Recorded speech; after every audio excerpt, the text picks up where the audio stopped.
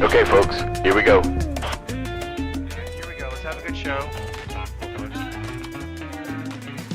1B, stand by. Yeah. Yacht, stand. Yeah, Take it. take it. And Okay, just go right now. Go to camera 3.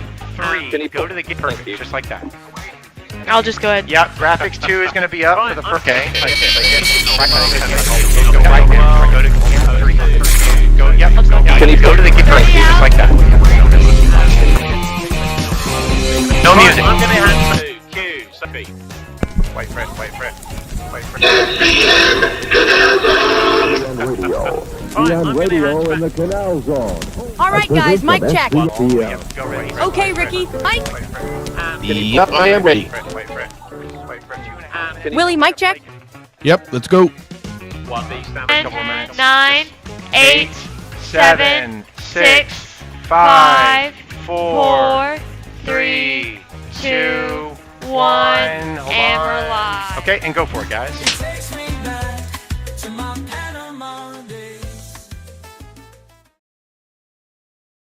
To our Panama Days indeed, which is what we do every Friday night. It is 8 p.m. Eastern Time. It is 5 p.m. Pacific Time. And it is now, of course, 8 p.m. Panama Time or Canal Zone Time. So here we are. Ricky, how's it going, man? Happy Friday, Hey, dude. what's it going? All right, guys. Welcome back to our show, guys. Our weekly podcast, better known as the Happy Hour at the Balboa Yacht Club. Guys, this is a podcast we put on every week. You know, Willie and I, we love doing this for you guys. Show number 105. So we're really putting them up there in numbers. Well, welcome tonight, you guys. We have a great show for you. Willie will get into the specifics here in a minute, but before we get started, I just wanted to say thanks again for joining us. We have a great show, quick show tonight, by the way. Yeah. And let's just toast. Let's get this party started. Salute, Toast yes. to all our good friends and our viewers and everybody who comments and all you cool people. Thank you. Yes, salute to the Canal Zone, indeed, man. It's great to be with you guys on Fridays. It's it's happy at the Balboa Yacht Club. It is that was I guess one of those things, rite of passage, I guess you could call it, right? It was part of growing up in the zone on the Pacific side, at least, was going to the Balboa Yacht Club. That was, the view we have here. The setup here is, of course, the middle bar setup, which typically was your Thursday night hangout. Thursday night, that's right. Thursday night. Right, and then Friday night, of course, was upstairs where that was really the big restaurant area. They would clear all that out, all the tables and chairs, and that was the big dance floor. Right, because there was always an event. There was always an event up there. It was one of the DJs. There were certain people that would DJ. Yeah, exactly. The lower bar would be the first one. That would usually close after sundown, a little late there. People would hang out. The middle bar, I guess, would be a place if you were out early. You would go there and have a few drinks, and then either go upstairs or hang out in the parking lot, which oftentimes was a bigger party. Older guys, they had the midnight chicken coop.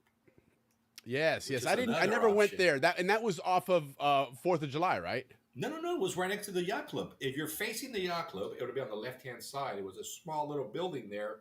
And according to some of our sources, a McGinnis he partnered with somebody and they built that just to give the Canal Zone people another option hey, Vern, another option to, for people to go out. Because according to our source, I can't say names because he didn't give us permission. One of the reasons they put this bar was because all the Zonians were getting in big trouble when they were going to Panama to party after the Canal Zone bars would close down. So we're talking mid-70s around that time. Sure. So they opened that chicken coop. What was that other place? What was that other place by the baseball field? No. No, I'm asking, what was that other place? That was the pub. Yes, that's right. That was the pub, and that was there before or at the same time. But my age group, we didn't party there. We were still too young by a couple years. Right. Okay. So I would say like the 76, 77. Yeah, Slater talked about that place. They played there. Viva played there. Yeah, Viva played there. Right. And but yeah, the chicken coop was quite cool. You had to be really cool to get in there because that was definitely the older guys. You had to be the who's who of the zone. Yeah. That's funny. But yeah. Welcome to our show, guys. This is our bar. We love it. We finally got all our backgrounds correct, and we look like we're actually at the bar. We're right sitting next behind to the each bar, other. you know. But we're actually on opposite coasts of the United States. One's on Willie's in Florida, and I'm in San Francisco. It's amazing technology nowadays, man. You know. so cool. And then when we had Coach Bales on, he was walking around his backyard, his son's backyard, in Japan, somewhere in Japan. I forget where it was, but. Walking around, of course, it was daylight. That guy Jan, they went right from the jungle to the boat to our show. Yeah, right. How about that? We pulled that off too. That was amazing. Yeah, we got to talk to him before he went on Alex Jones. You know, we got him. Yeah. I mean, Captain Eftimitis had picked him up and Matt Tomlett, and literally an hour after that, they were on the boat. That's the reason why he was on our show is because of the connection with Andrew Eftimitis. Yes. And we just took the advantage of having him on our show. But still, at the time, Will, if you recall, we were talking about Darien Gap because that was when the immigration was a big issue, a big deal. So, I mean, it wasn't very Canal Zone, but we took advantage of that. No, but it was something that was in the news all over the zone in Panama and everywhere. You know, and it was a good show, man. He's brought a lot of viewers. Well, anyways, guys, we have a show about the Atlantic side today. We're going to be talking a lot about the Atlantic side since Atlantic side's been, everybody's been talking about it. You know, especially the recent celebrations. November 4th was a big. I mean, November 5th was a big day for the Cologne. Sure. Their mayor has been on the news a lot lately too. But we'll jump on that in a minute. And that's something interesting that's going to be.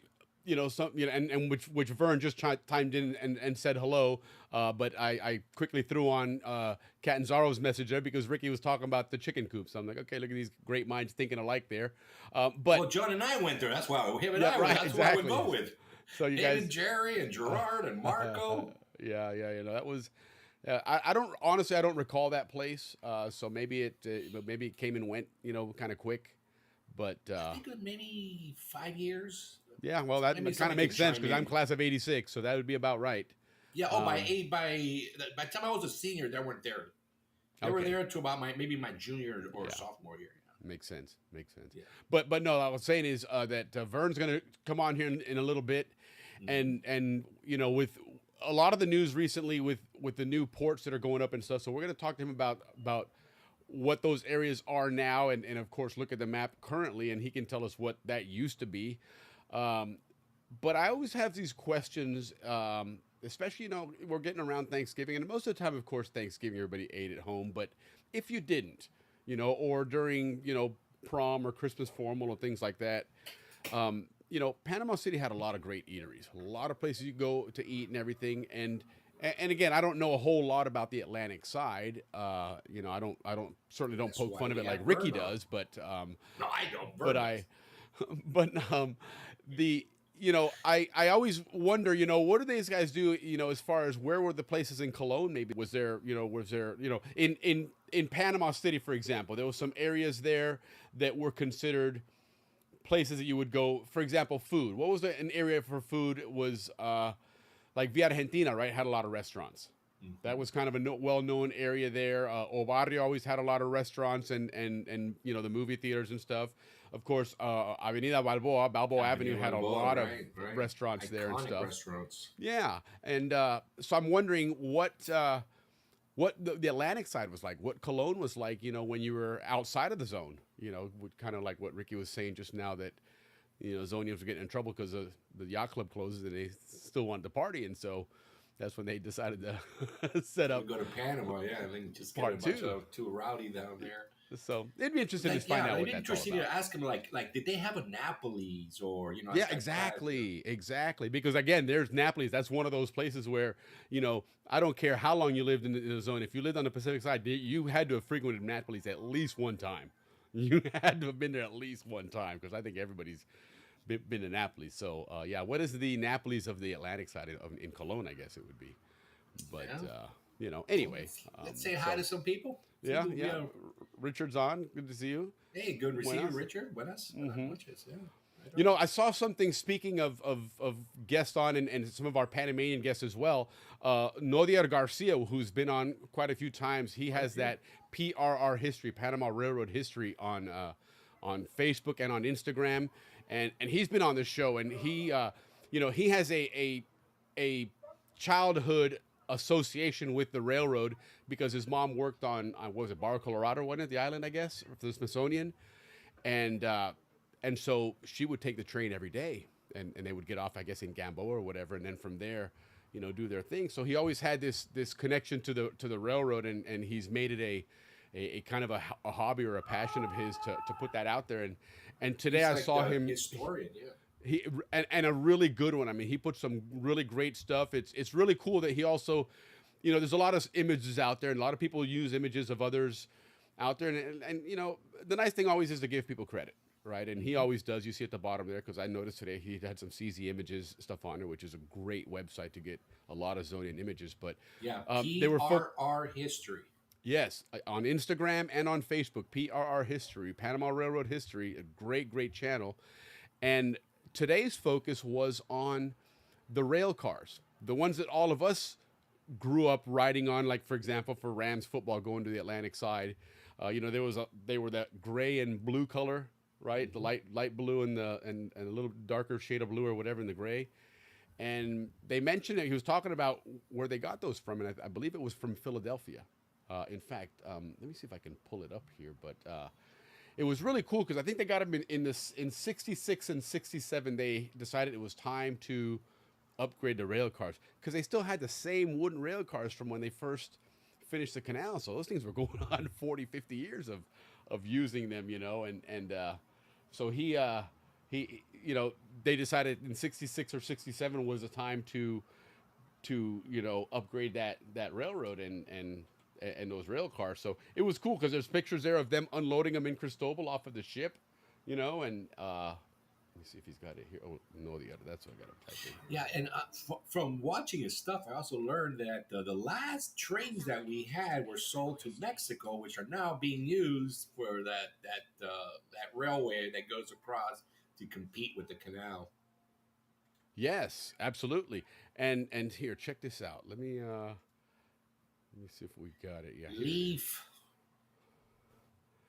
So there it is. Those Remember, are the trains and that we knew. they upgraded them for, of course, the bicentennial. They went to red, white, and blue, and remember seeing that, and you can kind of see the fresh coat of paint on the Panama Railroad sign on the side of that there. In fact, this here, I would assume, looking at the background there, right? You can see between the building and the locomotive, that looks like water out there. I'm wondering if that's not, and let me go ahead and full screen this thing. But I'm wondering if that isn't, is that going towards, I mean, it's three sets of rail lines or two sets of rail lines there. Would that be on the Atlantic side? There was a curve around a station in Gatun, but I don't think it was water on the back of it, though. Yeah, I read up on that one, that specific picture. I just got to. That's because I was the same thing. I was going, where is that? Okay, interesting. And look at this. This is I think heading towards Pedro Miguel, maybe. Oh yeah. That's the Pedro Miguel locks, maybe, and the Miraflores would be just behind them because it's on the. Look at the hill. Yeah. Yeah. Okay. And see, that's the original. That's the colors when they received those rail cars. Was that gray and light blue color there, and here it is, an earlier photo in 66 or 67, I guess, when they first got them. But again, that was we grew up with. Yeah, exactly. And that one there, obviously, you can tell that's the Panama station. Our backs would be facing Frangipani Street. Frangipani. In fact, we'd be right there. We'd be right next to the Theater Guild. We'd be right next to our left there. Oh, right? Yeah, you're right. You're right. That stretch. That's that straight stretch before you hit that long curve. Absolutely. In fact, look at and let's zoom these in a little bit more. There we go. That's even better. And then what's behind the locomotive there? That would be the library. No. The library's further on down. Remember, because you got the traffic light, the VFW, and all that stuff. Yeah. Oh, that was that one place they had all that, where they would store everything, the warehousing. No, that was on the other side. That was past the library. That was the Kane Brothers warehouse. The one burned down. This here, and let's see if anybody in the chat here will see what it is. Give them a couple of seconds because we are behind there. But it's Remember, guys, this is next to the rail station. That's the end of the line on the Pacific side. In starting moving after the 50s and 60s, right when they got rid of the Panama stations in off of Central and all that. So Frangipani's behind us. The Theater Guild is right here to our over our left shoulder. If you're the person taking his picture, and what Ricky was saying before, the library, which at one point was actually the airport before Tucuman, was further down to the left there. But remember, there was that road that you would turn in to go to Corundu, in between this area and that area. Yeah. Correct, where the VFW was. But this one here, behind that, some of us will remember going there at about 5 o'clock in the morning, usually sometime in June. Okay? And think about that. There you go. Uh-huh. There we go. We got a couple in there. MTD Motor Pool. That's exactly right.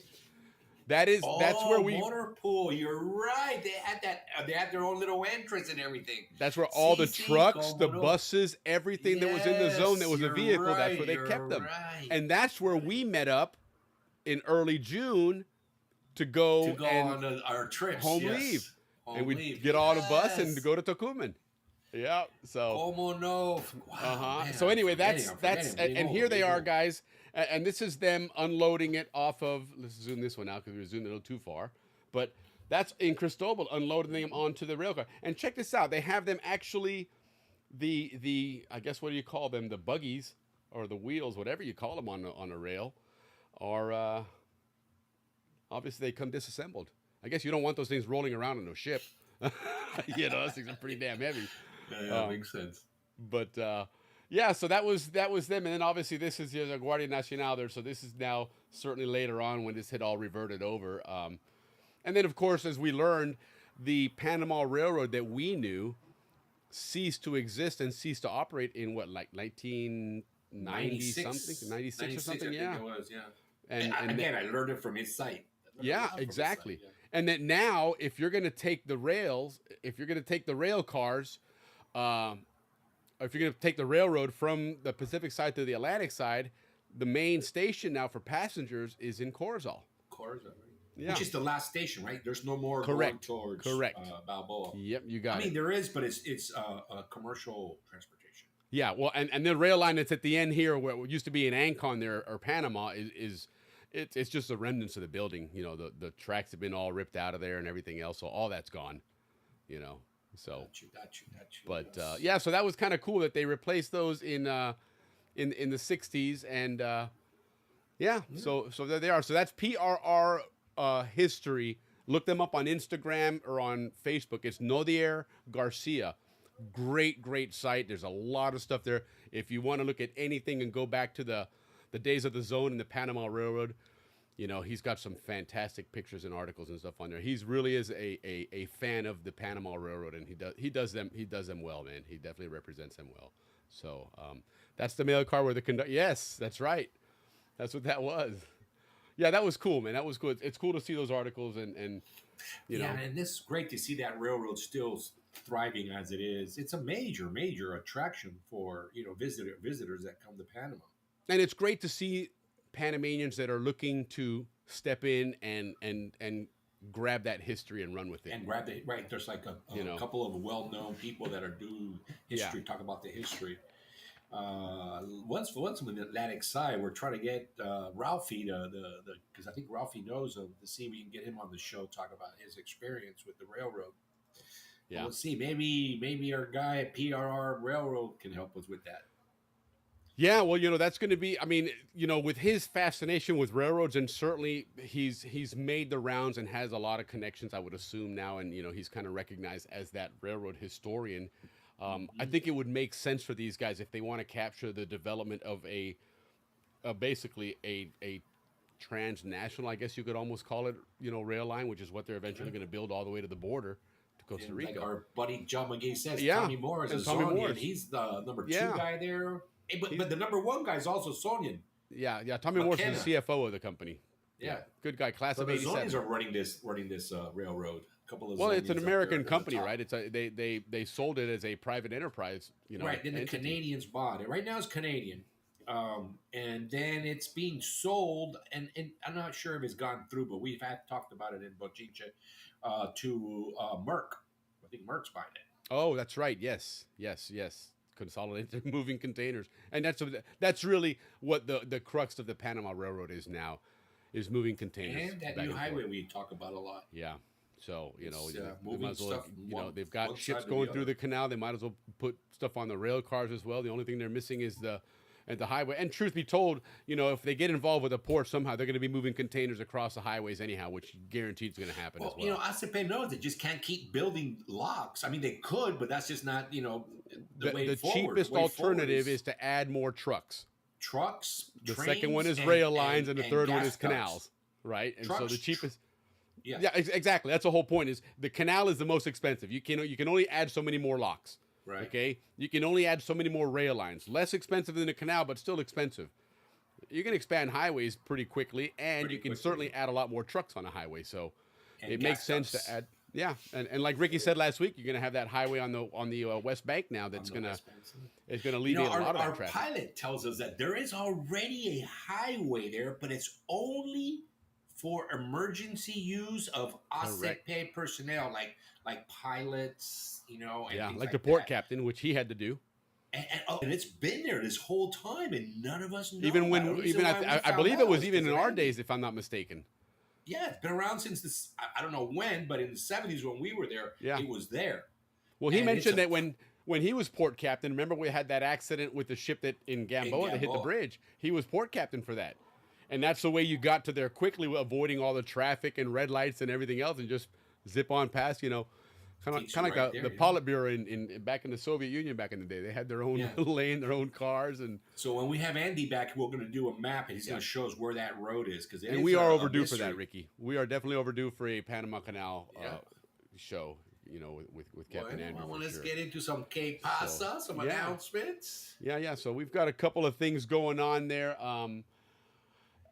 As far as announcements go, of course, the Pan Canal Society. Make sure you go to their website, pancanalsociety.org. They have their Christmas. I had it queued up here. Let me see if I can find it here. But nonetheless, make sure you get registered there if you're going to go to their Christmas holiday luncheon. I believe it's at what is that restaurant in Tampa here? The famous one, the Columbia, the Columbia restaurant. Very nice restaurant. So make sure you Yeah, that seems to reserve be the there. go-to spot. It is. It's a very well-known place. That's a recognized Yeah. place. That's one of those. Each big city has that recognized restaurant, and Columbia is definitely one of them here in Tampa. Definitely. So Well, a lot of things. Today's a very important day. Well, let me tell you. This whole A couple of month. Things. Yeah. Well, for Panama, but worldwide today. On today, 2 kings were born today. Different years, of course. King Hussein from Jordan was born in 1935, and Right on. King Charles, but we know him as Prince Charles. King Charles also was born on this day in 1948. right. And speaking of birthdays, who else was born on this day? It's Field Marshal Erwin Rommel, 1891, was born on this day. A lot of things were happening this day. Couple So more things, do you know what his nickname was, Erwin Rommel?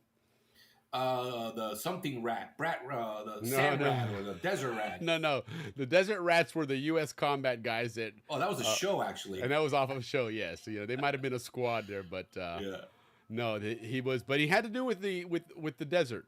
But Erwin Rommel, he was a general, but in the German military, they were considered field marshal was like the rank above that. I guess in like back in the day in the Navy, they used to have Commodore, right? You don't have those anymore, but they were. But now look at that, nickel wings. Yeah, nickel wings were good back in the. Listen, Casey Scove used to go here in Tampa. There was a bar in Tampa. They used to have nickel wings, and used to have nickel beer night. Right And you on. show up there with about $1.50 and change, and you sit at the bar and you get hammered on the cheapest, nastiest beer there was. But that was nice, man. You could get drunk off of $1 and change. Like going Yeah. back Then to on Panama. this day in 2001, you know what ruined it for all the beer drinkers? Xbox was introduced by Microsoft on this day in 2001. So what's Yep. I know I bought it. I was an Xbox fanatic back in the day. And Xbox has come a long way where now they even have your whole Microsoft Flight Simulator. You can put that on Xbox and hook up all your controls it's and stuff. ridiculous now. Yeah, it's And the last thing, I got a couple more cool things that happened today. You know how the stock market's like, what, 32,000, 36? I have no idea. it's way up But there. back in 1972, today, It hit for the first time ever 1,000. Oh wow, look at that. That's amazing. It's amazing how those numbers change, and and back then 1,000. Oh my God, incredible 1,000. And I was like, wow, we reached, we're rich. Yeah, yeah. And last but not least, what happened today was Apollo 12 took off to the moon. And the reason why none of us know about Apollo 12 because it was the second moon landing. So cheers to those guys, Charles Conrad, right, Alan Bean, and the famous Richard Gordon. Cheers to you guys. Salute. And think about this as well. Right, you have Apollo 11. Now, obviously, that's the moon landing, Neil Armstrong and company, and of course, the most bitter person in the history that had to sit up in the lunar module up there and says, "Man, I got to do this whole trip, all this danger, and I don't even get to land on the moon. You got to sit and circle the moon up there, man." Who was that? Was it? Oh, it wasn't Buzz Aldrin. What was the other guy? Know, it was Michael Collins. Michael Collins was the third guy. He's the guy that stayed up in the capsule there. Yeah, the right. right. But then you had Apollo 12, and right, you're thinking, okay. Like you said, it's the second one, so it's not nearly as famous, But even if it had any kind of fame, how quickly did that fade away when the next mission came out, which was what? The 13, right. Apollo 13. That one. Yeah. And that got all kinds of fame and everything for that. So all of a sudden Apollo 12 was like, dude, you don't even talk about that. I know, the forgotten guy. That's why I wanted to mention it tonight. When I saw that, I'm like, you know what? We got to give these guys a cheers. Because they're sandwiched in between the two famous ones, man. Yeah. It's like being the second. I'm the second child. You're the second child. Oh, I know that feeling, brother. Absolutely. Oh, that's hilarious. Well, cheers to the Apollo 12. And then I got Romy and the twins behind me. I'm like, the least... I have to remind them I'm in the family. Well, and interesting, talking about rockets and everything else. Yesterday the blue goose, like whatever it was. I got stocks in that company. What's the whatever Blue Horizon, whatever the rocket went up yesterday, which is going to Mars, and they landed the booster, which was only the second company that's actually recovered what they consider a large booster, because this was for a big rocket. This wasn't your normal, like the ones for your Starlink satellites. Correct. And speaking of a fellow Zonian, Kathy Kessel, her son works for this company that was putting that rocket up in the air. So congrats to them to get that launched. And people have been talking about this spaceship out there, right? That 3 Atlas, whatever. And they're like, oh, they're gonna invade us or this and that, right? Yeah. So they go around the sun. Those guys took off faster than you can blink an eye, man. They flew by Earth, and they just tuned in the news here, and they're like, we're out of here, man. Never mind. They were out of here so fast. We haven't even heard a beep about those guys. 3 Atlas. They went to the sun, refueled, and got the hell out of here, man. Like, we're not messing with those crazy guys down there. They're like, yeah, reporter. You're like, trust me, you don't want to know. Trust me, these guys, it ain't worth it. It really wasn't worth this trip. All right. So, moving along. What else we got, Willie? Well, more recently than years ago, and happened today, and actually happened yesterday though. But very interesting soccer. Next year is the World Cup. Okay, and it's hosted by Mexico, United States, and Canada. Really, it's United States because they get the bulk of the games, they get the championships and all that stuff. But Mexico has a few games, and so does Canada. So those 3 teams are automatically qualified. Okay, the 3 top teams. Correct. Panama is part of that same group called CONCACAF, which is the Confederation of Central America and the Caribbean. And they have 3 groups that are in qualifications right now. And last night they played, and Panama went to Guatemala and ended up winning the game 3-2, which is a tough game. And truly an extremely hostile environment. Yeah, let's talk about From the moment they got off the plane, they were in the airport. They were being abused by fans. They were there with signs and just picketing them. You would think it was, I don't know, like the South African team back in the 80s with apartheid and everything, where everywhere they traveled, they were hated, and that's, but it's, everybody, when you think of soccer, you think of first, of course, Europe. You think of all the great teams from Europe, Brazil, England, France, Spain, and stuff. And then you go, of course, South America, Argentina, Brazil, those guys. And then, of course, you look at the United States and, and recently Canada, but, of course, Mexico, and those teams are strong. But right now, what's going on in in the rest of that conference is amazing. Some of the teams that are there. Panama's had a really, really good team. They had a bit of a slip up in the last World Cup. They didn't qualify, but the one prior they did, which was their first time ever to qualify. I'll never forget that feeling of watching that first game. Yeah. You know, when they the only walked country out, that cheers when they're losing 9-1. You know, when we got that first goal. it was incredible. Well, I remember that. It was. I was on. We went on a cruise on Carnival. When that first game was kicking off, and I made sure I made several phone calls to confirm. I think I told you this before, to confirm that they were going to be watching the game. And when I got on the ship and they were ready to put the game on, the game's not on. And I'm like, what the hell's going on here? Because I mean, it was a deal breaker. This is the first time Panama's in a World Cup. I'm not missing that opening. Mm-hmm. I'm not missing them walking out onto the pitch, even, right? Because even that's part of the whole ceremony and everything. And turns out that, you know, in World Cups, you know, Italy's considered one of those powerhouse teams, except not recently. Italy's had some really bad luck and some bad teams in the last probably 15 or 20 years, in all honesty. They've only qualified for like 1 or 2 World Cups in the last 20 years, which is incredible to think about, you know, with that kind of pedigree. But that was one of the World Cups they didn't qualify for. And the captain of the ship happened to be Italian, and he was pissed off. And so he didn't want to televise the game because Italy wasn't playing. So long story short, we raised a lot of cane. I ended up getting a whole free internet package out of Carnival so I could stream it, you know, onto my phone and go to my room and cast it or whatever. But it was interesting, you know, to see Panama play in a World Cup, even though, like Ricky said, they got their asses kicked. But you know, there's 200 plus countries in the world, and they were amongst the best of the best. So it's like, you know, 32 best, yeah. You know, you think of the worst team in the NFL, and you can laugh at them, but you know, if you play on one of those teams, dude, you are still an NFL player, right? You are still amongst the elite. You know, the few that get picked out of the literally hundreds of schools that have college football, and all these players are vying for a spot in the NFL, and you get picked. So even if you're the Cristobal Tigers of the NFL, you're in the NFL, you know, and the Auburn Jets. No. So yeah, the Auburn Jets, that's even better. But going back to Panama, Sorry, Johnny, we're not making fun of you, Johnny. Yeah, I know we got Vern coming on tonight. We can't be ripping on Cristobal too much tonight. Cristobal too. Because listen, Ricky always any chance he gets, he will rip on Cristobal. So we always got to try. No, I love Cristobal.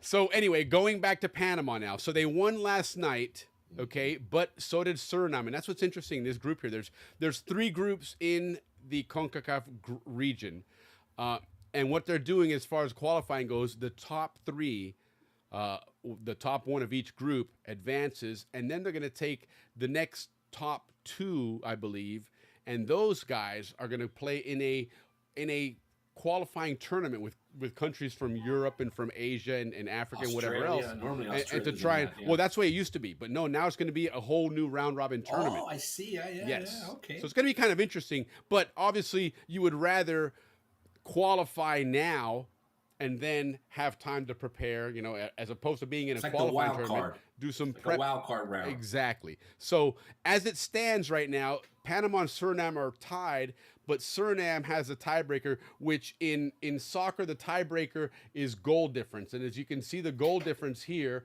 is 5-2. So right now, Suriname has 5 goals more, 5 goals in favor versus Panama only having 2 in favor. So if they both win their next game, Suriname is the group winner simply because of the goal difference. So it's kind of odd to see because Suriname is not considered a soccer powerhouse. It's like, where do they guys come from? But that's Group A. In Group B, interesting standings here for what it's worth. Again, Curacao. When have you ever seen Curacao be a soccer powerhouse? Jamaica's they've got a good team. You know, a lot of British players, you know, play in the Premier League are from Jamaica, and even some from Trinidad. So you know they're a little bit more of a pedigree there. You know, in fact, Trinidad's more of a South American pedigree actually there. You know, Trinidad's actually right off the coast of Venezuela. I know, like 7 miles, something like that. Yes, it's amazing. It's considered the Caribbean, but it really is. It might as well be a part of Venezuela. Well, we found out why they say the Caribbean, because the Caribbean sounds warm. The Atlantic sounds cold. Now, how very Panama true. wants to start using the Caribbean, they don't want to use the Atlantic side anymore. The Caribbean That's very side. true. That's very So true. yeah, that's kind of the thing. So, Like, but anyway, so Caribbean. Group B then looks like Curacao right now they're ahead only by 1 point because right now it's 11 to 10 points there, and then finally Group C, which is a group where we traditionally fight with a lot of teams in. Honduras and Costa Rica are typically the teams that Panama's always fighting for that normally that third spot, right? Normally qualifying for World Cup involves United States, Canada, and Mexico, and until recently, Canada has really not been a strong team. It's usually been USA and Mexico are fighting for the first two spots, and then usually the last spot is either Costa Panama, Rica, Panama, Honduras, or Canada. Costa Rica. Yeah. So here it's Honduras, which is no surprise there. But again, there's one more game left. If Guatemala can even just hold Suriname to a draw, and Panama beats El Salvador, then Panama's in the World Cup automatically, and they don't have to go to a qualifier. So, but as it looks, at least Panama's not going to be eliminated until they get to that like you said that wild card tournament or whatever you want to call it. But So they're moving on no matter what because of their goals. well, just because of their wins and their record in general, they've just got it. They're tied for first place. So and because of the record that they have, as far as again, just looking at their record in general here, they've got 9 points, so they should advance. Down here, the next one, 10 points Jamaica. What do we have on this side here? Yeah, see, these guys are all below. So if Panama wins their game, no matter what, they're going to be ahead of Haiti or Honduras or Costa Rica.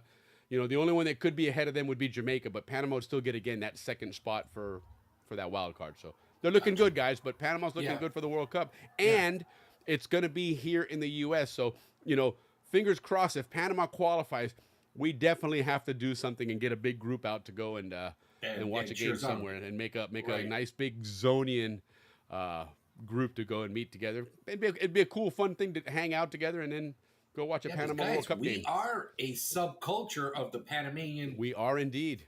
We are nationality, indeed. so we're part of that. It's our team. It's part of our home team. Absolutely. So, that's that why would be we're a lot talking of fun. about it because we're cheering for our home team, guys. Yeah, right. So go Hey, Panama, Mr. Bradley, good to see you on always, sir. Yep. Appreciate it. Yeah, hopefully we're going to have Jim on here soon because he's got a fascinating story about his job with the electrical division in the zone, and he played a big role in a lot of big projects down there in the zone, and so he's got a great story, and we're hoping to get him on here soon. So good to see you, Jim. I hope you have love this background. a great weekend here. And you have the ship going through, right, Willie? Yeah, Hold the on. ship is going through. Yeah. Oh no! Sad news today. Fantastic passed away. Burt Mead. Yes. Oh, rest in peace, Zonian. Sad news good. indeed. He was a good friend of the family, good friend of the Canal Zone. Yeah, Great referee. He I was. got a good story of Mr. Mead. So we were at the reunion, and he was talking about when Panama, the Kiwani Coats, scored their first touchdown, and Mr. Mead was the referee. So they were getting close. They were playing, because their home games back then were at Balboa, and they weren't playing the Rams. They were playing somebody else. But the thing was that they were getting close to the goal line. It was like 4th and 1, and they actually didn't score. And Mr. Mead went this much, but the Panamanians thought that was touchdown because the hands went up. So they all jumped, the whole stands. Everybody was jumping up and down, and were so happy for their first touchdown. So he was like, they don't have it. Yeah, don't story stir that pot. Mr. Reed told us, yes. That's fantastic. So God bless you, Mr. Reed. Yes, rest in peace. And I'll tell you what, I've got a funny story about him as well. He when we were doing that Rams reunion last reunion, not this one just passed in 25, but in 24, we did an actual Balboa Rams reunion at the Canal Zone reunion in Orlando, and a lot of people came and stepped up and shared their memories and their thoughts and stuff. Remember, we even had Kopsky from Albrook Jets. We even had what's his name from Cristobal. God, I'm so bad with names, man. I've always been terrible with names. But what was the Coach Downing? Remember, Coach Downing was there, and he had a lot of great things to say about the Rams organization and starting that league and everything. And I remember talking to Bert, asking if he would speak, and just say something about his memories of it. And again, God bless him, he respectfully declined.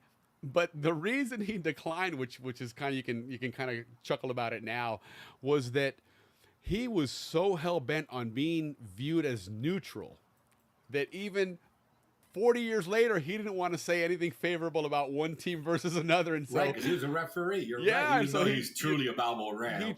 but he truly wanted to give that appearance of being completely neutral. So, even 45, 50 years later, to be like, hey, the Rams were great. We'd be like, oh, you see, you were biased. And so Yeah. he was like, I'm really sorry, I can't. Yeah, do it. I Mr. just- Morris too. He had to also do the neutral. Yes, Kenny Morris yes. and But they were all Burke, Balboa folks, man. And that was the beauty of it. We were all lived in a small community. So outside of the military bases, it was everybody that was there involved was, my dad, Canal's own police. He was the player agent. He's the one that weighed players in.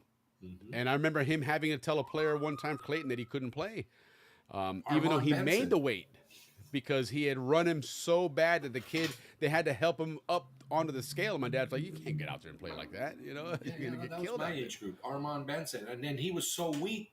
Everybody Right. thought he was going to dominate the game, and he was just so weak that he didn't do anything. And that's what my dad said with this other kid. He's like, there's no way I'm gonna let this guy in if he's gonna get hurt. You can't defend yourself when you're that exhausted and tired. Exhausted My brother and used to weak, have to go through that stuff. My brother played Not us lightweight skinny only 1 guys. year. No, heck we're no, not man. skinny now, but Listen, back I jumped then on we that were scale skinny. with helmet and pads on, and I still made the weight, man. I could have the ball in my hand, and I still made the weight.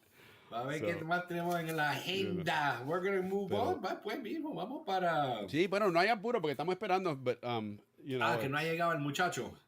but Where are you? You've been out with us. actually, you know what? While we're speaking of that, let me show you a couple other things here, because Warren Gibbs, remember him? He was on here with his sons, with his the son fighters, Stone the Gibbs. Brenner wasn't jiu-jitsus. able to make it, but they have a really cool tournament coming up here. Let me see if I can pull this up here and share this screen here. But they're actually going to be in, I believe it's in Orlando. Let me double check that here. And he just had another really cool tournament. But yeah, here it is. Okay, there it is right there. Let's pull these guys up here. Yeah, these guys were a lot of fun to have the other day. That was really cool to see them on there. There they are. Let's go to full screen. Okay, I'll get that on here. Yeah, so these guys, like I said,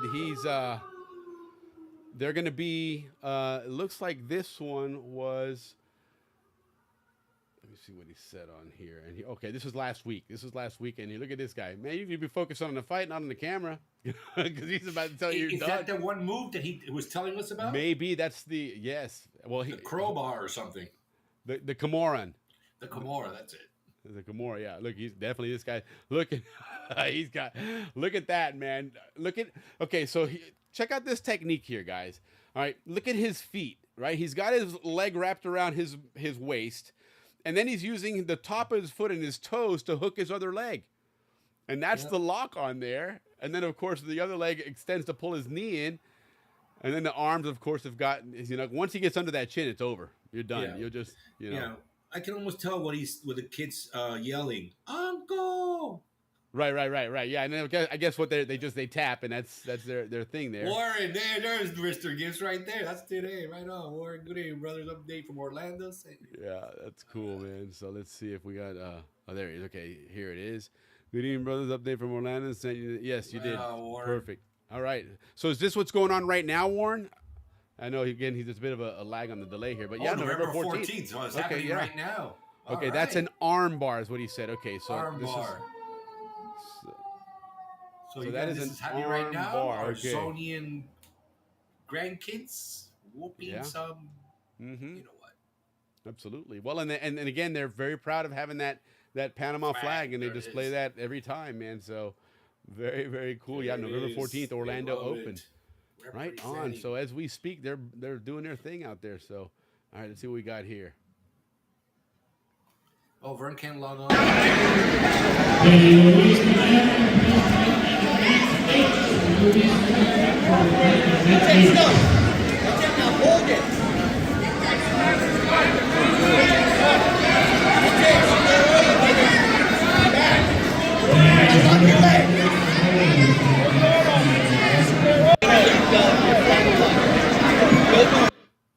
Wow, that's insane, man. But look at that. insane. That's a lot of people there too. Yeah.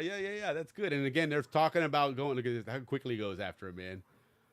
Boom, down. No time. Yeah, that's how you do it, man. All right, let's see this one now. You know, their grandfather was a football coach. He taught 2 to 9 how to Yes. play football, almost just like that. Those look like Balboa Ram moves. All right, all weekend, a lot of competitors, including UFC. Oh, right on. That's right. You know, he mentioned that Dana White and the whole UFC thing is looking at jiu-jitsu as the next big thing. Then I guess the next big sport that they want to bring to the forefront on TV and everything. Good. We'll be well represented. Yeah, because these guys are coming into that prime right now. Like we have been in girls flag football, Willie. Remember last week we did some research Yes, on that? that's right. So they're our Panamanian demolishing. girls, they went on this tournament, Central America, to see who's going to represent, I guess, another Olympic qualifier. And they outscored their opponents. What was it, Willie? 374-7. Yeah, something ridiculous. Something ridiculous. They the were first winning three, games 74-0, 82-0. Look at how this guy jumps up and he uses that mat. He throws himself on the floor and get that leverage. Look at that. Boom! Wow. Right on, man. That's the future amazing. looks good. Yeah, The zone will be good, well man. That's represented in the future. Very, very cool, man. Good for Like you we guys. like to say, Keep we're up not the good dying work. out. Thanks for We're sharing that as stuff. alive That's awesome, as it can man. be. The Zonian community. Yeah, good for them, man. That's good stuff. That's really good stuff, man. No, so, truly, okay, how so many Vern's having community trouble out with there that link. Let me try something here, Vern. Stand by. Yeah. Let me. How many other communities out there are like the Zonian community that just work hard, like many of us do, to keep this alive, keep this going, between the music, the reunions, our podcasts, and a number of other things, history, Instagram channels, etc. So right on. Another toast to everybody who keeps us going, keeps us alive, guys. keeps it Yeah. Zonian. Well done, guys. Everything Well about us done. alive. Okay, Vern, let me try this again. I think it's going to be the same Because link. if you ask any of us, we are a blessed group. All right, try it again, Vern. Let me know if it works. Just click on that link. Well, you've done it before. You know what to do there. If not, gosh. We won't talk about the other side. Okay, all right. You know what? It would be a on it. good song. The other side of the moon. What's the name of that song? By Pink Dark Side of the Floyd? Moon? Dark Side of the Moon. Not that they're dark side, but still, that'd be a good entry song. I just read, for it. that's interesting you say that. I just read yesterday an article about, okay, so Dark Side of the Moon, right? In that album, they have that one song where it's basically an instrumental with that girl just doing that whole wailing thing, right? Throughout the whole song. She was working in the studio and they just grabbed her real quick and threw it, and she got paid her standard 37 pounds sterling, right, in England. And that was it. And that song has become iconic, and that voice is just, as part of that song. Because the entire song is just her, again, for lack of a better term, I don't mean any disrespect, is wailing. Yeah, it's nonstop, and yet all she got was 37 pounds, man, which I think they said equals about $400. Yeah, another similar story is Michael Jackson and Eddie Van Halen. Yes. And that song, Beat It. where Eddie plays, he didn't get a penny for that. He just came in to do a little quickie. You know who else I heard a cool story like that, but was done on purpose was, that song Manic Monday. Remember the Bangles? Just another Manic Monday. That song? No, I'm a rock and roll guys. Well, I'm just kidding. That song, I know. I'm ashamed. I'm sorry. I'm at the bar. I'm drunk. You set yourself up for that, brother. I did. That's why we have a cage up here, guys. So when you start going all Blues Brothers on us and throwing shit at the cage, you don't hit us with it. But no, that song was written by Prince. Wow. And he sent it to them, and he goes, here. And then he went and watched them record. He goes, and I stood in the background. I didn't want to be an influence on them or anything, but I figured this song sounded like it would be something they would do. No shit. And that was what really put them on the map. map. Prince. Yeah. I've heard a lot of those stories like that. That he was, I did see, which was kind of interesting. I did see the other day remember We Are the World? Of course, that was a very famous video. The actual documentary of them recording it, and it's kind of a fascinating story because if you think about it, you got 12, 15, 18, whatever superstars all in a room for about 12 hours, and they got 12 hours to knock this thing out, man. And there's back then it was for a good cause. Remember, there was a lot it of was, famine but going on even in Africa. correct. What's the producer, the famous producer Quincy Jones? He's the one that produced Quincy it. Jones. Page And- not found. Well, looks like we're all Atlantic All side right, no, tonight, hold on. guys. I'll find something here. Well, we'll try something. In the meantime, we do have a little bit of yeah, let me regenerate. Okay, hold on. not dictionary, but spillway. No, I got. Let me try this one. I just regenerated a new link form. I didn't realize I could do that. But no, what I was saying was that Quincy Jones apparently had put up a sign that said, "Leave your egos at the door," because he realized you're bringing in people all the way from Michael Jackson to Bruce you know, Springsteen. I mean, Everybody the was works, there. man. All of these, you know, Diana Ross, you name it, they were the they're who's all who there. of music, and you know, as you can imagine, every one of these people, no, we got to do it this way, or I want to have the lead part, or and he's like, Back then, Boy George was huge. right, but that was part of the European, you know, scene Yeah. out there. That was that British invasion. I Oh, guess. that's right. Was there like? Did he mix them together? Right? There was like No. Brits They thing. had Live Aid was the one that Yeah, the no Brits, they they had, had theirs and we Feed had the ours. World. Their Gotcha. song was Yeah. Feed the World. Yeah. And that's what. So here's what happened: was Harry Belafonte, which was in the video as well. He's the one that called up Quincy Jones, and he goes, "What's America going to do here?" And in particular, what's the black community? Because this was all in response to the starvation in Africa, the famine, right? And so like, what's Black America going to do? And which obviously music was a big part of that. And so that's kind of where this came to be. And obviously they got all kinds of stars there, but it was interesting to see that and how all that stuff came to be. So, all right, I regenerated a new link. Hopefully this one works. If not, we'll Yeah, because I love our Atlantic side chats. it's fun, We man. And learn Vern knows so his stuff, much. man. He knows, Yeah. he's very familiar with it. Oh, there Oh, we there go. I he think is. we Right have on. liftoff here. So I think we have succeeded here. Let me go ahead and get him queued up here in just a moment here. But let's see. In the meantime, you guys, our show once again is brought to you by. Oh Howler yes, Monkey. that's what we're gonna do. Absolutely. Look at you, Yeah, man. Howler Johnny on the Monkey, spot. Our 6-month sponsor. We're really happy for that, guys. By the way, thank you very much for sponsoring us. And anybody else who wants to sponsor us, you're welcome. What we do with the money is that we upgrade our AI, so we can give you a better program, and so that our shows run a little bit technically better than they have. Well, and even just the I mean, all of this stuff costs money. It's not free. So we, you know, So we do have to- appreciate all the sponsorship. we do, guys. but And the yeah, show Howler you guys Monkey have Sauce done well. is they are it's two Zonians, okay, Conan Herring and Tommy Ellis. They've got a fantastic hot sauce. There's 4 different flavors. You can see one on the bar there, the Amarillo. That's my favorite. But they have the original sauce. They have a Green Verde sauce. They have the Amarillo sauce here, and then they have a hot one, which is got the extra heat to it. But they're not burning hot, okay? And I say that only because, you know, there are some hot sauces out there, guys, that they pride themselves on being the hottest sauce out there. In all honesty, I can probably go as high as maybe like even mango habanero, okay? Mango habanero is pretty damn hot. And once you get to that point, it's not even about flavor anymore, you know? In fact, your taste buds are pretty much dead at that point. So, you know, whereas this one, it gives you that tingle, that sting heat, or that tingle, right? but with you flavor. taste it. Yes, with taste, flavor, the you know. And it is a tropical flavor, you know. It's just not like a bunch of condiments or a bunch of spices. They use There is ahichongo, a tropical flavor to it. I don't know if it's 100%, and paprika it's all or what it natural, is. no preservatives. So you make sure you shake it up because it does settle, but it's got substance to it, you know, and so. Shake the bottle. But anyway, they are a great sponsor. We're very, very fortunate to have them on. We're very grateful. And so let's give them a little love here and check out their search for a new spokesperson who right now we know of one of them, but there's a couple more of them coming Balboa. out there. But Balboa, let's take a look at what these guys have to offer.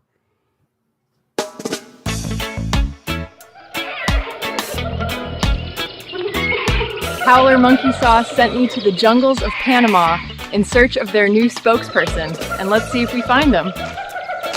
Hey, listen, you don't need to keep looking for a spokesperson. You found me. I love this Howler Monkey hot sauce. Wow. Okay, and what's your name? They call me Balboa up here in these trees. Roll camera and action. This one, the Amarillo, is going to be amazing on chicken. Trust me. Do you know a howler monkey who can describe the sweet heat of our original with authentic ají chombo peppers, or the fresh punch of verde where habanero warmth meets crisp bell pepper? How about the bold tang of Amarillo, yellow Scotch bonnets blended with mustard seeds? And of course, our hot, the same great flavor as original, with red habaneros for that fire. Our sauces are all natural, no preservatives, gluten-free, pure flavor and pure fire. Are you the next Howler Monkey spokesperson?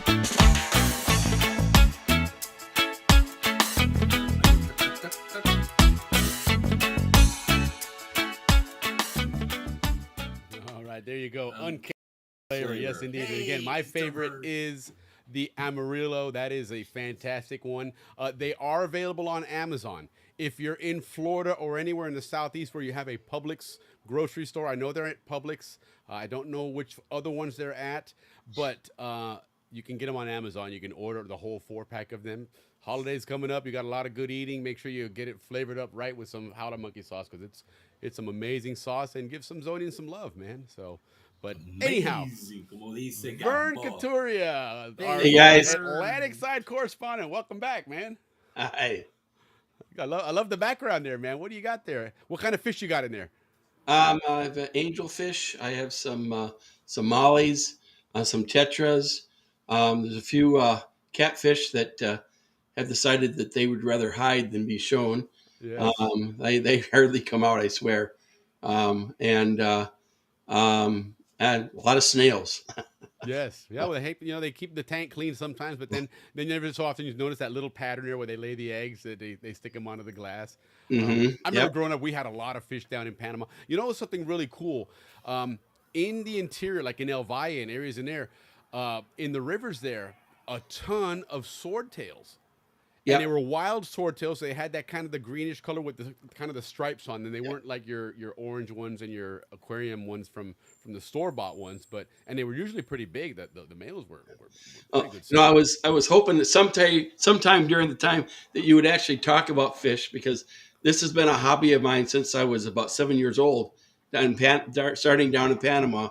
Well, we're going to have to do that then, because, and I'll bring my dad on for that one, because my dad was very much a fish aquarium hobbyist himself. Okay. We've been to so many places in the interior and caught tropical fish. We used to, when we would fly back to the United States, back to Panama on home leave, we would always stop in Miami, and there was a fish store that wasn't too far from Miami Airport.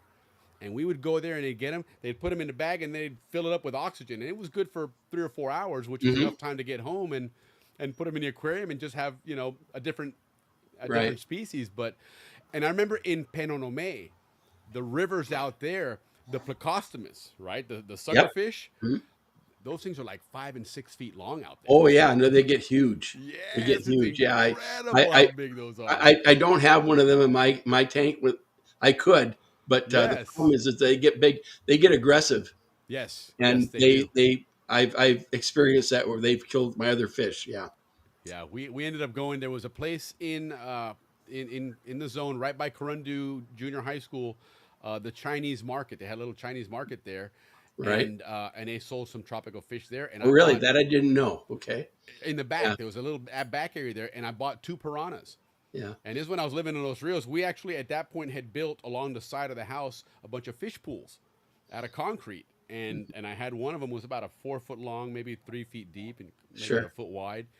And I had 2 piranhas in there. And they ended up getting pretty good size. It was cool, man. It was interesting. But yeah, we'll definitely have a fish show here. But that'd be cool. Yeah. Hey, going back, you were talking about the railroad earlier.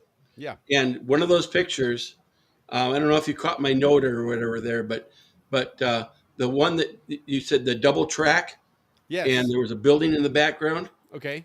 That building, on the other side of that building is where all the tugboats parked for Gatun. For the lock. Okay, so it was in Gatun then. Okay. That was Gatun, right? And then right next to that, if you had been able to pan to the right in that picture further, was where the boat launch was. And if you did the Cayuca races and so forth, that's where the Cayucas came out of the water at Gatun. Perfect. So that's give you a reference. So that's where that area is. Yeah. Okay. Cool. That's cool. Good to know. Well, we're Now going we to look know. at the map here a little bit later. So We'll show you on the map because we're going to pull that up show here in us just a on bit that. here to talk about that. So cool. Well, let's one of the things we wanted to talk to you about, a couple of different things that we want to kind of pick your brain about. This was, and thank you for jumping on short notice because this kind of was thrown in last minute, but. Yeah, you got me nervous here, so just so you know. We're not going to put you on the spot here, and Ricky promised not to rip on the Atlantic side so much, so we should. Oh, you can rip on them. That's all right. But well, you're tough. There you go. Right on. No, the two questions were, one was Cologne, right? Mm-hmm. Cologne, from my viewpoint, and I don't mean this at all, honestly, I don't mean this at all disrespectful, but I look at Cologne as a smaller, more poor city versus Panama City. Oh, most definitely, yes. Okay. Yes. And so from that standpoint then, right, we were talking earlier on the show tonight about places you go out to eat, right? And there was a couple different areas that were known as the eateries or the shopping areas or whatever. What was the deal with Cologne? Was there those areas there? And I would imagine probably smaller, but... I do not remember us ever going into Cologne, the city, to a restaurant other than the Hotel Washington.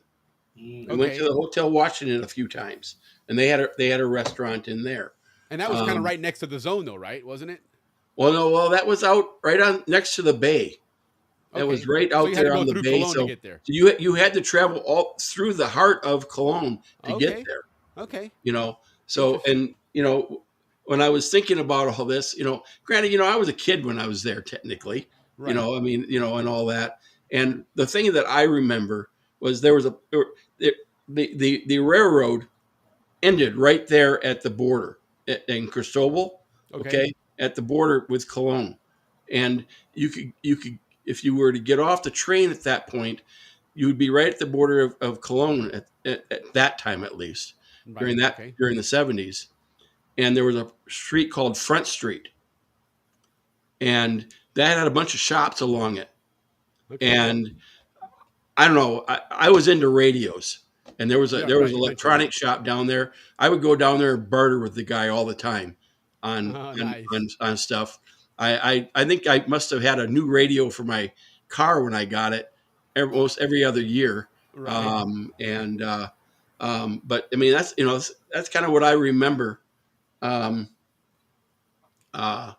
then the other thing is that just like Panama City, I'm making a bit of an assumption here, but I'm sure that you were probably told either by your parents or by people, this is an area of Panama City you probably don't want to go down to at night. Oh, yeah. Right. Sure. Right. Okay. Right.